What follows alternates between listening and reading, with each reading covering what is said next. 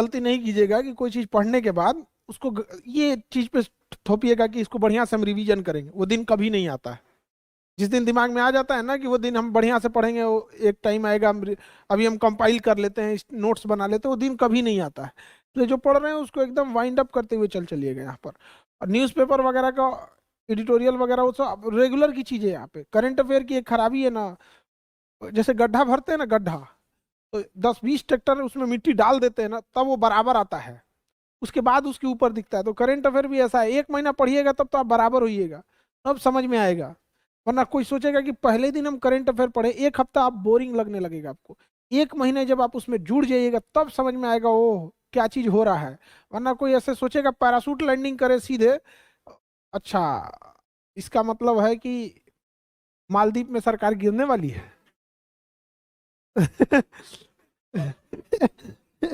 उसको को पता ही नहीं चलेगा वहां पे।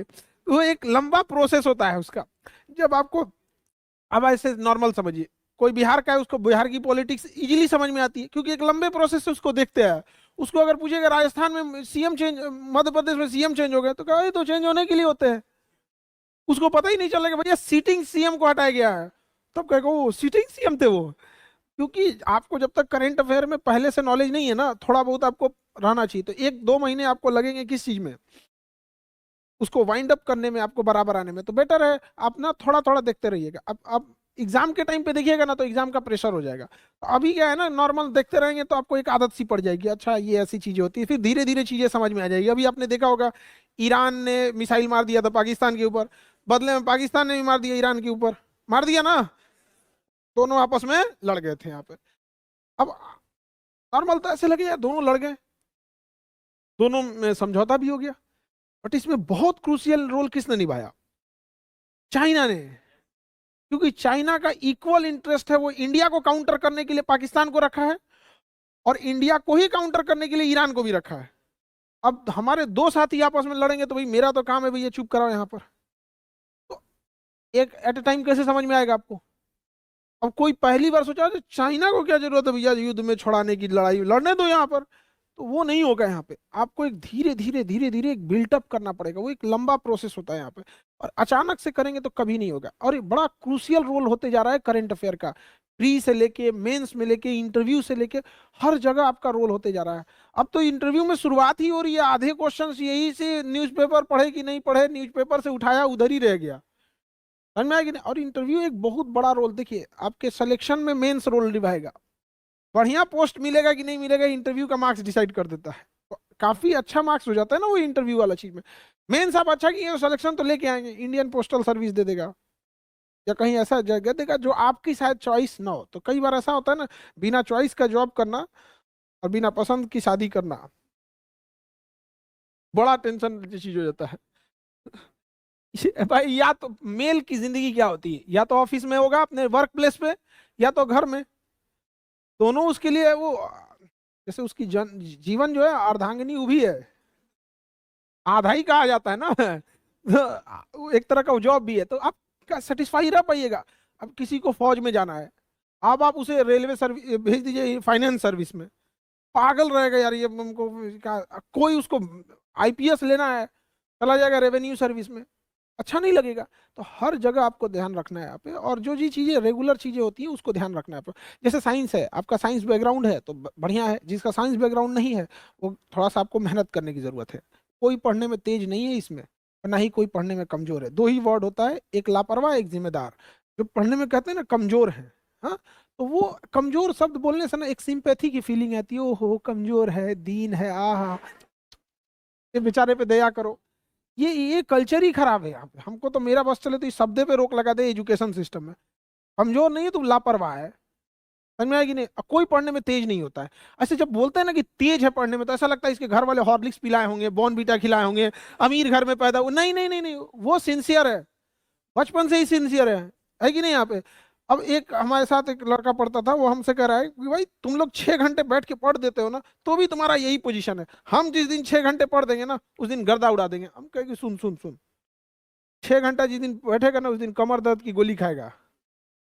अचानक से कोई सोच ले कि पहला पढ़वे नहीं किए हैं, सोचेंगे नहीं आज हम 6 घंटा बैठ के पढ़ेंगे, कमर दर्द का गोली खाना पड़े। वो आदत होती है धीरे धीरे चीजों को। तो आप में से कोई तेज नहीं है, कोई सिंसियर नहीं है, ना ही कोई लापरवाह ये कमजोर है। या तो आप सिंसियर होंगे या तो लापरवाह होंगे। और अमूमन आप जिस सब्जेक्ट को सबसे कम टाइम देते हैं वही सब्जेक्ट आपका खराब होता है। दुनिया का कोई भी चीज देखिएगा, समय दीजिएगा तो आपका हो जाएगा। समझ में आ गया कि नहीं आ गया? कई बार सड़क पे देखते हैं ना, कंफ्यूज हो जाते हैं, अरे भैया ये सब कहाँ लेके घूम रहा है सब। क्यों?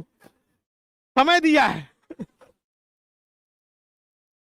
होता है कि नहीं होता है? हाँ। तो वैसे ही समय दीजिए, आपका ये जॉब भी हो जाएगा। समय नहीं दीजिएगा कभी नहीं होगा। लाख पढ़ने में तेज है, कभी नहीं हो सकता है। सिंपल सी चीज है, आपको क्या चाहिए? समय। और जिस सब्जेक्ट में कम पढ़े हैं, जिस सब्जेक्ट में इंटरेस्ट नहीं है, उस पढ़ते पढ़ते इंटरेस्ट आ जाता है। देखिए कॉन्फिडेंस जो होता है ना, हमेशा नॉलेज से आता है। हमेशा नॉलेज से ही कॉन्फिडेंस आएगा। और कोई रास्ता नहीं है कॉन्फिडेंस आने का। हम आपसे कहेंगे कि आप बताइए, आप चेन्नई के बारे में कुछ बताइए, आपका कॉन्फिडेंस नहीं आएगा। बट अगर आपको कहते कि नहीं आप अपने गांव के बारे में बताइए, बड़ा कॉन्फिडेंटली जवाब दीजिएगा। हाँ पूछिए, कौन गली मोहल्ला कहाँ से है। क्यों? नॉलेज है ना, नॉलेज। तो नॉलेज बहुत बड़ा क्रूशियल रोल निभाता है आपके कॉन्फिडेंस में। वहां पे वही कॉन्फिडेंस फिर आपकी पर्सनालिटी हो जाती है। यहाँ पे कॉन्फिडेंस अगर रहेगा तो बिल्कुल ये चीज होगा। तो नॉलेज लेते ही है। और कोई भी चीज कब आप भागते हैं, कॉन्फिडेंस और इंटरेस्ट दोनों नॉलेज पे डिपेंड करता है।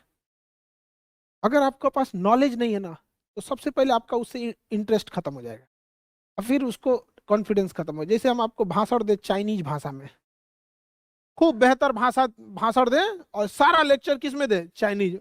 समझ में नहीं आ रहा है यहाँ पे, नॉलेज नहीं आएगी, इंटरेस्ट खत्म होगा, कॉन्फिडेंस खत्म हो जाएगा। समझ में आएगी नहीं? नेपाली भाषा में आपको समझ में आएगा नहीं। तो ये चीज है, तो समझने की एक बार कोशिश कीजिएगा। अमूमन स्टूडेंट्स में क्या होता है, कोई चीज नहीं समझ में आ रही है तो उससे भागने लगते हैं। और ये सबसे बड़ा खराब ये सबसे बड़ी डीमेरिट है।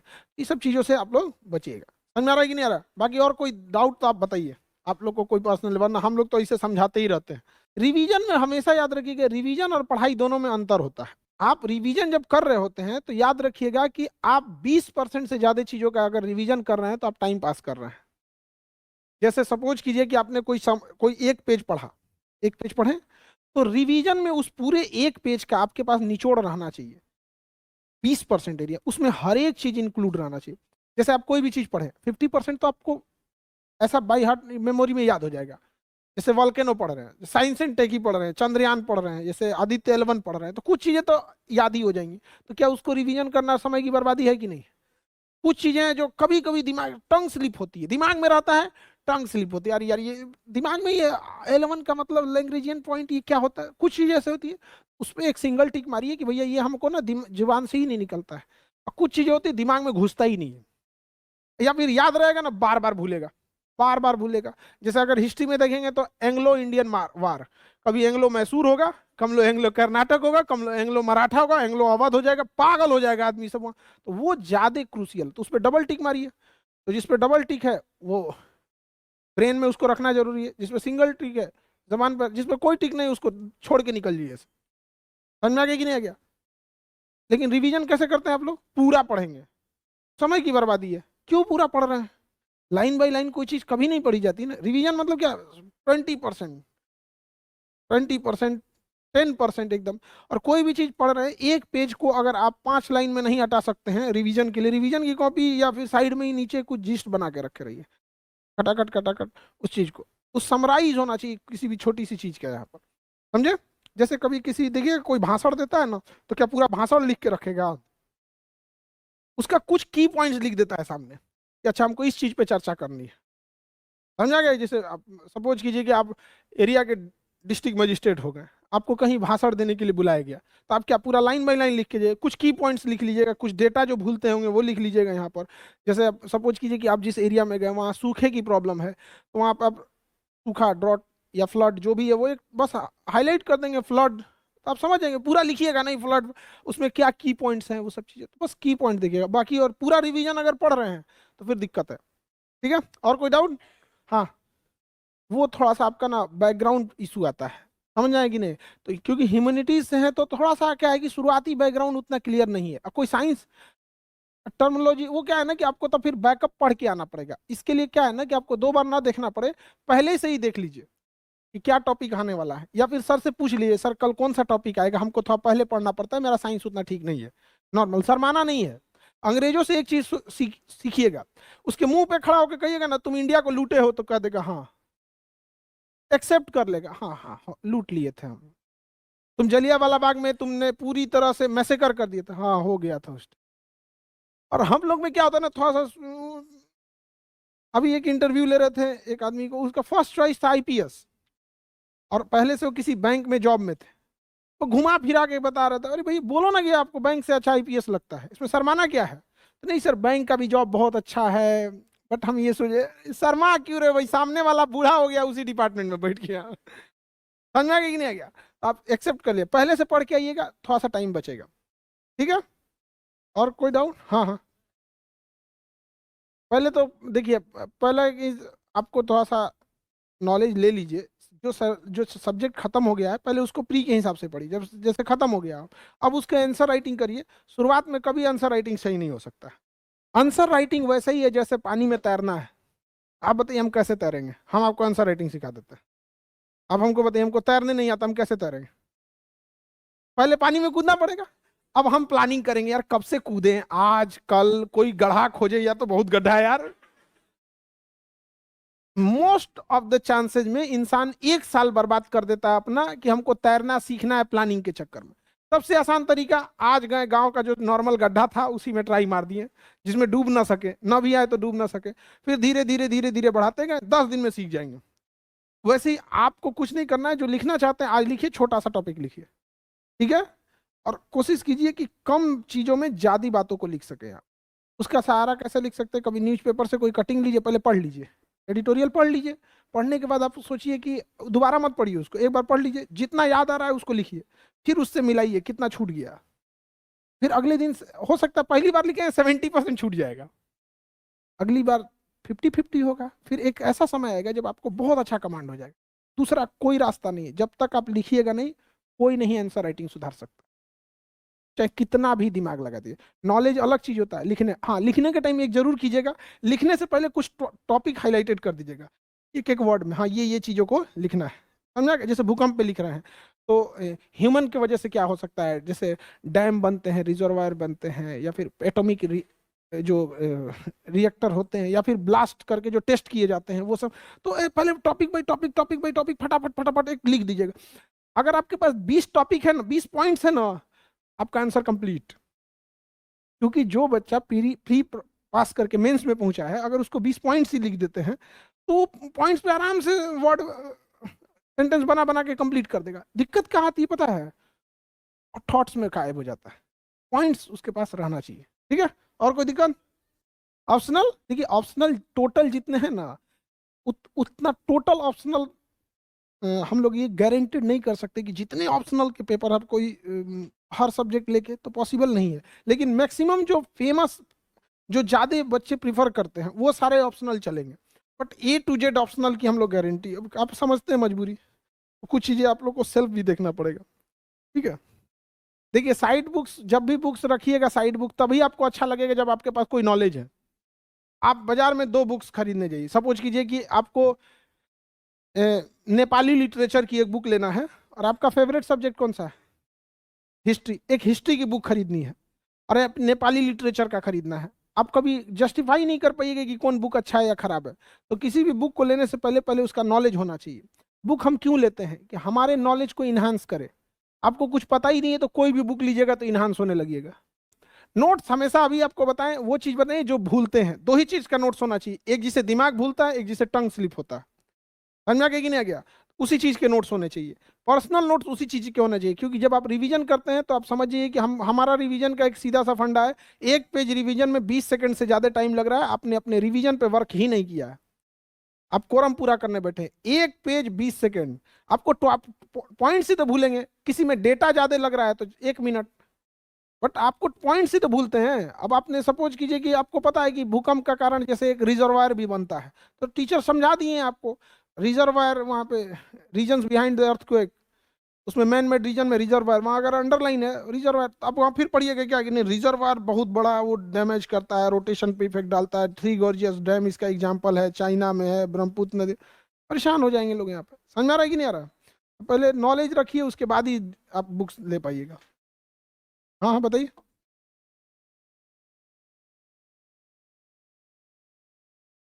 2 सब्जेक्ट पढ़ने में 6 घंटे लग जाते हैं। क्लास के छोड़ के बताइए, आप क्लास को भी काउंट कर दिए हैं। हाँ हाँ, थोड़ा सा टाइम आप ज्यादा ले रही हैं, 6 घंटे। तो 2 सब्जेक्ट में 3 घंटे बहुत ज्यादा आप ले रहे हैं, उसको थोड़ा सा समराइज।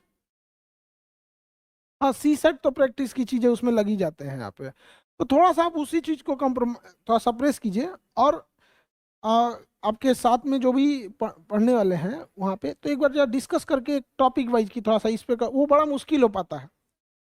हाँ, सो रूममेट सो जाती है। यही एक समस्या है, एक बढ़िया मतलब ढूंढना बड़ा मुश्किल होता है यहाँ पे, कि हम एक टॉपिक बता रहे हैं। हम लोग जब पढ़ते थे तो क्या होता था कि एक सामने वाले को बोलते तो सुनो तुम ये टॉपिक पढ़ के आना, तुम हमें समझा देना और हम तुम्हें समझा देंगे। हम कभी बढ़िया से करके जाते थे, गधा वो कुछ करके नहीं आता था और टाइम पास करता, ये ऐसे हो जाएगा ऐसे हो जाएगा, सामने ही पढ़ता था। देखता था आने में 5 मिनट हो गया, 5 बार देख लो कुछ होने में यहाँ पे।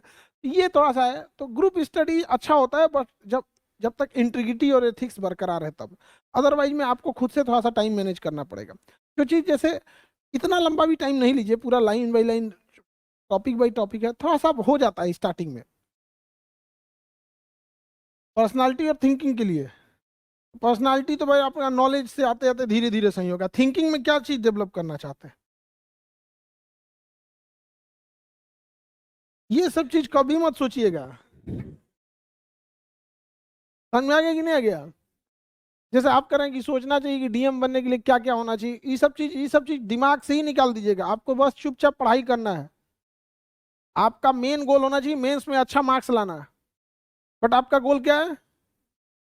डीएम बनना नहीं, अच्छा मार्क्स लाना है। समझ में आ गया कि नहीं? एक बात बताइए, हम बाजार से आम का पेड़ खरीद के लाए, मेरा गोल होना चाहिए इस पे कीड़े इंसेक्ट ना लगे, प्रॉपर खाद हो। कि मेरा ये गोल होना चाहिए इसमें आम लगेगा कि नहीं लगेगा? कभी नहीं होगा वहाँ पे।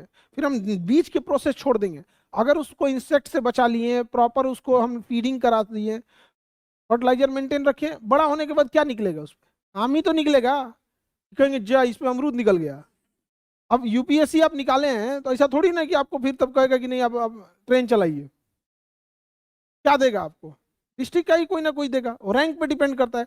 आजकल ना ये चीज बड़ी गड़बड़ी है बच्चों में, वो सीधे देखते हैं रिजल्ट। रिजल्ट कभी नहीं। आप समझिए, ईमानदारी से काम कीजिए यहाँ पर। ठीक है, वो प्रोसेस थिंकिंग उनकी ये सब चीज निकाल दीजिए, इंटरव्यू में सोचिएगा। बस वही तो अभी हमने उनको बताया था कि लिखने से पहले पॉइंट्स लिखा कीजिए, कि किस पॉइंट्स पे लिख रहे हैं आप पॉइंट्स नहीं लिखते हैं। ठीक है, आप सीधे चालू हो जाते हैं। सीधे कब चालू हो जाएगा? जब बहुत काम कर लीजिएगा तब। जैसे हम लोग को लिखना होगा, सीधे चालू हो जाएंगे, दिन भर का वही काम है हम लोग का। आप समझ रहे हैं ना? तो हम लोग के लिए होता है, अरे कौन थिंकिंग में टाइम बर्बाद करेगा, वो भी नहीं, क्योंकि हम लोग थिंकिंग करके रख चुके हैं। दिन भर का वही काम है। आप लोग ना नए आते हैं, हम लोग के लिए फिर वही आता है, ओ भैया अब ये बैच में फिर बताओ, देखो बच्चों। एकदम मोनोटोनस हो जाता है, अजब टाइप का हो जाता है, भाई वही चीज पढ़ाए हैं फिर वही बताना है। वो तो है कि चेहरे अलग अलग रहते हैं ना, तो उनके अंदर जो एक जिज्ञासा रहती है, क्यूरियोसिटी होती है, हमें ये समझना है, तो वो एक मोटिवेशन मिलता है। वरना अपने आप में जब हम लोग सोचते हैं यार यही तो पढ़ाए थे पिछले बार में भी, फिर यही बताना, कितनी चीजें आप नया कर सकते हो? 10%। जैसे करंट अफेयर है, उसमें 100% नया होता है, बट हिस्ट्री ज्योग्राफी अपने आप में एकदम कंप्लीट है। कुछ चीजें जोड़ सकते हैं जो करंट रिलेवेंट है, बाकी अब क्या ही जोड़िएगा यहाँ पे। ठीक है, तो सोशियोलॉजी ऑप्शनल चलेगा जी, धर्मेंद्र सर लेंगे।